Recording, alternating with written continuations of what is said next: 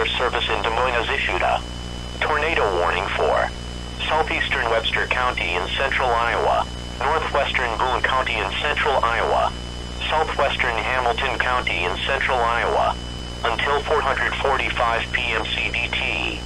At 4:03 p.m. CDT, a severe thunderstorm capable of producing a tornado was located over Pilot Mound, or 8 miles northwest of Boone, moving northeast at 30 miles per hour. Hazard, tornado and quarter-size hail. Source, radar-indicated rotation. Impact, flying debris will be dangerous to those caught without shelter. Mobile homes will be damaged or destroyed. Damage to roofs, windows, and vehicles will occur. Tree damage is likely. This dangerous storm will be near Stratford around 4:10 p.m. CDT.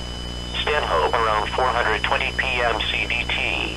Camera around 4:35 p.m. CDT. Other locations impacted by this tornadic thunderstorm include Ellsworth, Stanhope, Webster City Municipal Airport, Pilot Mound, Stratford, Camrar, and Fraser.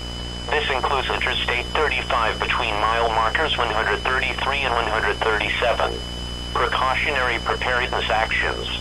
Take cover now.